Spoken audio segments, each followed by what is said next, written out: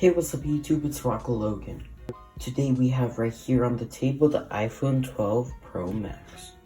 We are going to review this and do a little bit of comparison to my previous phone, the iPhone XR. So let's get to the video. Now to start off the review, let's see what's inside the box it comes with. Okay, of course we got the phone itself. And here's the charger, which is made to be a faster option to charging your phone, but which requires a minimum of 20-watt power adapter. The power adapter doesn't come with the iPhone itself, but you could buy aftermarket one since the Apple one is kind of pricey. And of course it comes with the iconic Apple sticker. Back here is just like Now let's get to the phone itself, which has many features, but the first thing I want to talk about is the most obvious reason that people are buying these 12s, and that is the cameras. The cameras have many features. It has burst mode, it has portrait and panel mode. A new thing that it has is night mode, which I haven't tested yet, but here are some pictures that people took side by side with night mode off and on. Which I guess the purpose of night mode is to make things with low light higher quality and not look all grainy. Well, moving on to the camera specs, it has Smart HDR3. For video recording, it has 4K recording at 2430 or 60 FPS. It has 1080p HD at 2530 or 60 FPS. And finally 720p at 30 FPS. Video recording, it can digitally zoom up to 7x. It has slow-mo for HD 120 FPS or 240 FPS. The next thing I wanted to talk about is the size and display.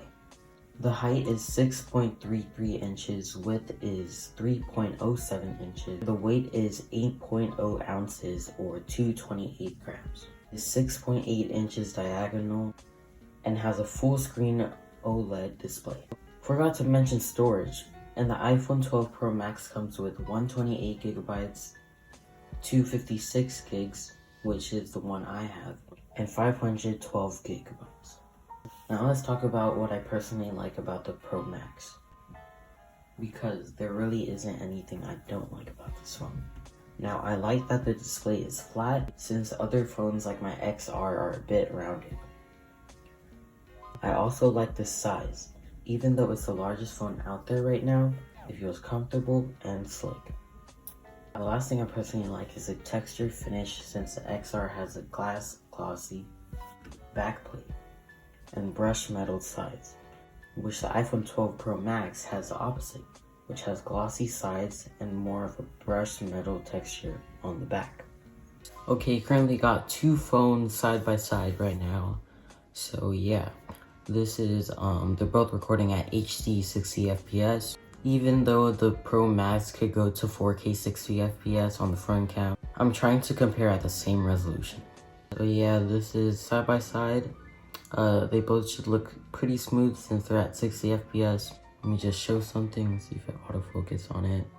So it's pretty, both cameras are focused on my face, but once I'm out of the frame, they should both focus on Hot Wheels I'm holding. Once I'm back in the frame, it should autofocus me. Now let's test out the back cameras. Okay, now currently recording at 4K 24 FPS on both cameras on the back cam. So 24 FPS isn't the smoothest FPS as you see, so I'm gonna bump it up to 30. Here's 30, much smoother. Now let's bump it up to 60.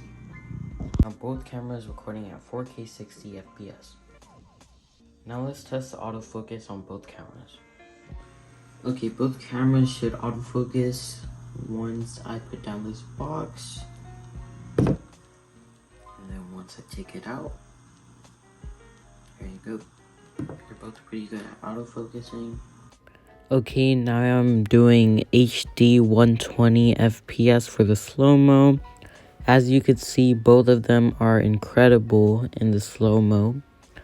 I'm not saying the XR is a bad camera at all. I'm just comparing both of them. They're both great cameras and mobile phones. And there's not much difference in the 120 FPS, so let's move on to the 240 FPS. Okay, now recording in 240 FPS HD for the slow-mo. And as you could see, both cameras are doing great at picking up the water pouring. Now, I wouldn't recommend 240 FPS for water pouring. If you're trying to record that stuff, I don't know why you would, but like, if you're trying to record that stuff, I would suggest 120 because 240 needs some fast motion to slow down, and it wasn't too fast. But as you can see, both cameras are great. Again, the XR is a good competition with the Pro Max. Both look great, but I would say the Pro Max does look higher quality, but that's just my opinion. It might be the color, but it just looks so good to me.